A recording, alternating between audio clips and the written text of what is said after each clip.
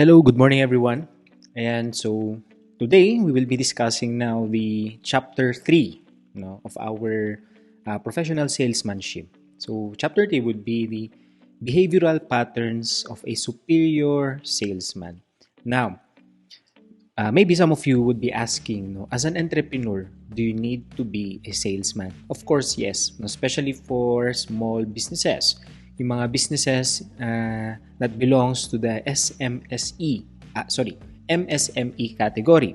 Diba? Usually, the entrepreneurs are the salesmen themselves. So it's very important, no, if you are the salesman of your own business, that you know the behavioral patterns of a superior salesman. And it would not be different, no, from a salesman sa isang malaking corporation. Okay? So, a suit and hard sell tactics, okay, do not define superior selling, which means that even if you have these selling tactics, you are very aggressive in selling your products to your customers, it doesn't necessarily mean that you are a superior salesman. Kasi hindi lang po yung pagbebenta, aggressive na pagbebenta ng products ang pagiging superior salesman. Okay? As a salesperson or as an entrepreneur, you have hundreds of competitors. Especially now, if you notice, diba? Most of you, I think all of you are already on your business planning. The products that you have included on your business plan, let's say that this is already products products that already exists in the market. Pustahan tayo, if you search Facebook or even Google, your products are already existing products. The only difference is how well can you sell your product. Okay? Ayan. Because customers will choose you on the basis on how well you present your product to them. Okay? Ayan. The problem now with products kasi, even if you have an innovative product or a healthy product, a product with a lot of benefits, let's say, it doesn't matter if you cannot communicate this product to your customers. Kaya nga papasok uli si superior salesman. If you remember our last discussion, di ba? The ability to communicate the information about your product to your customers. One characteristic of a good salesman.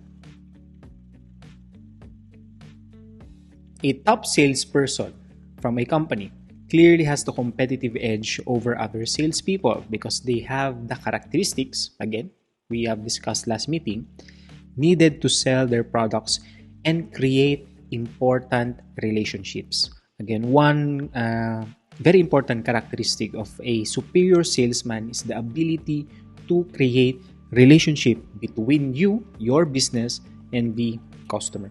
Now, why do we need to build this relationship? Again, diba, one of our goals in a business is the customer to buy again from our business, to buy again our products. Okay? That's why we need to keep this good relationship with them. And so what now are the attributes of a superior salesman? Ayan. One is they are highly intelligent. Okay? Highly successful salespeople are intelligent. And what do we mean by intelligent? One, you must know everything about your product. All information about your product. Dapat alam mo yan. Number two, you have the ability to become flexible when it comes to talking to people. Diba? Giving them, getting direct feedback and modifying your sales pitch. Diba? Once you got that feedback. Mautak ba kumbaga? Ayan, mabilis mag-isip. That's why salespeople are intelligent. What else? They have the ambition and determination. Of course, number one goal natin is to make that sale. Diba? To make sure to solve the problem of the customer by offering our economic solution. And our economic solution is our product. Right? Another ambition, of course, as a salesperson or an entrepreneur, diba, is to make sales. Dapat marami tayong mabenta. Okay? Ano ba ang reason kung bakit natin kailangan maraming mabenta? Of course, to have that profit. Diba? To have that profit margin. More sales means more profit. And that should be your ambition and your determination. Okay, what else? Salesmen are intensely goal-oriented. Ito yung gumagawa tayo ng sales quota. Ang entrepreneur would have been setting their sales quota on a weekly basis or monthly basis. Hindi yung ikaw yung basta may mabenta, okay na. Or basta may bubili, di thank you. No. Diba, usually we set our goals in selling our products. For example, in your business plan, you have your forecasts, which means that you should be able to sell this amount of products on a monthly basis. Yun yung nakikita nyo sa inyong sales forecast, your income forecast, di ba? From January to December, ilan ba ang dapat ko mabenta on a monthly basis? Ilan dapat ang increase na mabenta ko on the next month? Di ba? You have set that in your financial template. Ayan. So, they are goal-oriented.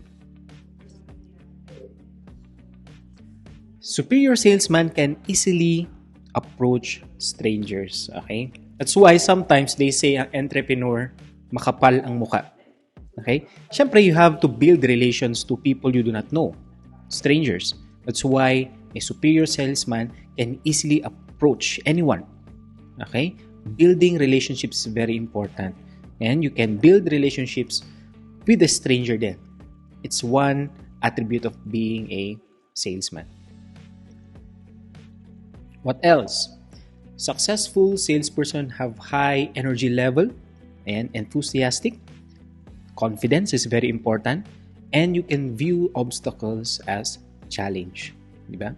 That's why, diba, sometimes we have to persuade yung customers to buy our product. We see them as a challenge. Kaya nga sometimes, diba, some of the entrepreneurs is medyo makulit kasi they need to see it as a challenge in order to make that sales. Okay? But of course, not too much kasi there's a very thin line between confidence and arrogance. Okay? So we need to know yung gitna nun. Kung saan ba tayo papunta. Importante is, dapat nandun pa lang tayo sa confidence level, wag dun sa arrogance level. Okay, what else? They have the ability to deal with complex ideas and concepts in relation, diba, of a salesman being intelligent.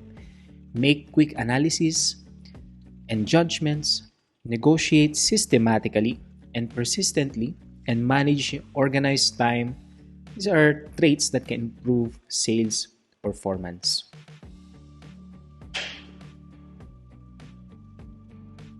Okay, so let's differentiate ang isang teller between a seller. Now, let's see in your business planning, let's see if you are just being tellers. Okay? Ano ba ang tellers? Nagsasabi lang. Versus sa isang seller who convince a customer to buy the product. Okay, ano ba ang tellers? And let's compare. Tellers, they only give information. Okay? Ito po ang mabibigay ng product ko, tapos. But for sellers, they try to solve a problem. Now, they start by identifying the needs or the problem of the customer and giving a solution through their products. Okay? That's the difference. Tellers only give information while sellers solve problem. Tellers leave decision to the prospect while sellers is gaining conviction. Ano ibig sabihin nun? Tellers, sasabihin niya sa customer, bilihin mo, bahala ka na. Kung ayaw mo, di wag. No? While for a seller, he will convince the customer to buy the product. Persuade the customer to buy the product. That's why they gain conviction. What else? Tellers, they just present the features. While sellers, they translate features to the benefits. They tell to the customer, ito ang matutulong ng aking produkto sa buhay mo. Okay? Tellers, they avoid rejection. Ayaw nilang nare-reject. That's why they move to the next customer agad if they see that ayaw talaga bilhin ng customer. While for sellers, they risk rejection. Again, babalik tayo sa persistence. They persuade the customer to buy the product. Tellers try to win by showing knowledge. Patalinuhan, sabi nga nila. Okay? Basta sinabi ko lahat ng information, lumalabas ako na matalino sa aking sales pitch. While for sellers, syempre, they win by closing sales. It doesn't necessarily na dapat matalino ka tignan. Ang importante is the customer would buy your product. Tellers use rational level while sellers use emotion with rational levels. Tellers are reactive. They only react at the time nakausap nila yung customer, while sellers naman, they are proactive. Again, they plan beforehand. Tellers want structure and stability. Okay, they want to play by the book. While for sellers, they accept uncertainty as the norm. Okay? It means that even if they have not planned kung ano yung nangyari dun sa sales pitch nila, they have to see yung risk of uncertainty and they have to be flexible to fix kung ano man yung naging problem. Tellers only identify the needs, while sellers intensifies the needs and wants. Again, you persuade the customer na ito talaga ang kailangan mo. No? It will solve your problem. Tellers, everyone comes to your door. Punta lang sa shop mo or sa store mo. While the sellers, they go directly to the customers. You go to everyone's door. Okay? So, how do we define a top seller? Ayan. So, I have different definitions here, no? On how to define a top seller. Number 1 is unyielding belief in the business, the product, and yourself. No? If you notice, no, our activities kasi will be building itong tatlo na to. Diba? Sell yourself, sell your business, and sell your product. We have already finished the activities in selling yourself. The next would be now to sell your business and to sell your product. Ayan. So, you must believe that your business, and your product is good, if not the best, no, among all the choices natin. What else? Creativity to differentiate yourself from the competition, which I guess one of the hardest things to do in a business, especially now that almost every business can offer the same offerings that we offer. The only difference is how can we differentiate ourselves, diba? Number 1 dyan, of course, is our marketing strategies. But definitely, number 2 would be on how you sell your product. Okay? Siyempre, you have to be creative. And not destructive. And what do I mean by destructive? Yung sinisiraan mo ang inyong competitor. That would not be a good sales tactics. You focus on the benefits of your product. Do not focus dun sa kung ano ang mali ng ating competitors. Okay? What else? Sense of humor that builds deep rapport. Okay? Especially nowadays, one way to gain the trust or even the attention of your customers is to have that sense of humor. So if you notice, most of the salesman, medyo kuwela, no? Which I think would not be a problem in your batch. I have seen your posts, your conversations, and I really know that you like to put humor. Okay? You can translate that on a business, on a sales pitch. Okay? But then again, we have to be careful now when we put humor on our business or sales pitches. We must make sure that, of course, our jokes would not be offensive. Ayan. Alright? Humor. Maganda yan ilagay sa ating sales tactics. Ability to promote yourself. Of course, you are not only selling your product. You as an entrepreneur is the face of your business. So you should be able to promote yourself as well. Dahil, when customers buy your product, hindi naman sila nagkakaroon ng relationship directly sa product. They will have that relationship directly to the producer, to the seller of the product, which is you as an entrepreneur. So you also need to have the ability to promote yourself. Okay? Ability to maintain price integrity. Okay, what do I mean by this? Let's say that you offer a product with a low price. sa first week. Tapos biglang next week, biglang tataasan mo times 2, times 3. Of course, price is everything in a product. Tama ba? It's one highlight of your sales pitch then is the price. If the price is attractive, of course, the customers will buy.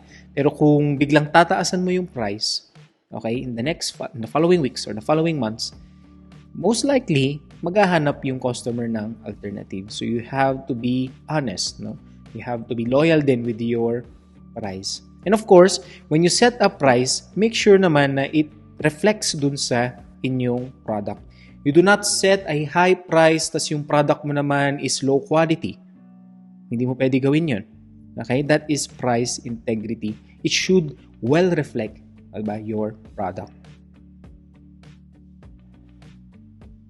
What else? Unyielding personal values and ethics. Make sure that your product is ethical, it's green, it somewhat helps the environment, it helps the society as a whole. Ayan. That's why, di ba, sometimes we have to be social entrepreneurs then. Okay? Not only it helps the community and the environment, we can also use this as our marketing communication technique.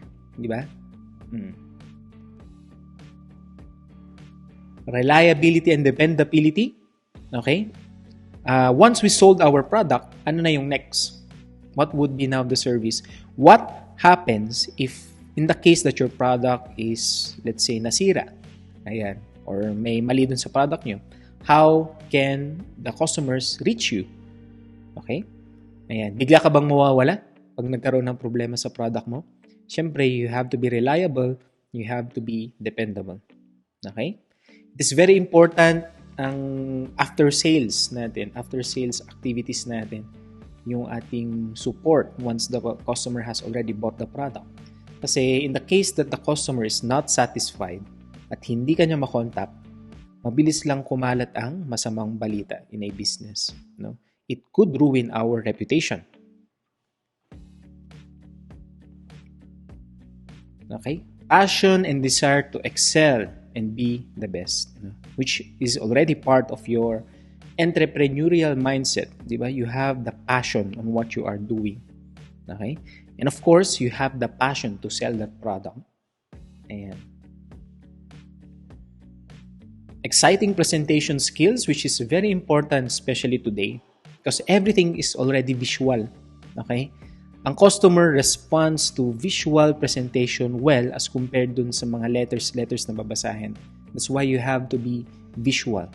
You have to be exciting when it comes to presenting skills. Just compare a salesman na nagbabasa lang. Okay, this is my product, this is the benefits. Ay, sorry ma'am. Okay. You have to offer, babasahin mo lang yung script. Ayan. And it would be better if you could show visual arts, pictures about your product, especially when you are trying to solve a problem. The problem should be visual. The solution should be also visual. Ayan. It should be exciting. And of course, if you are trying to present something, you should be telling a story. Telling a story is proven to be effective when you are trying to communicate with your customers.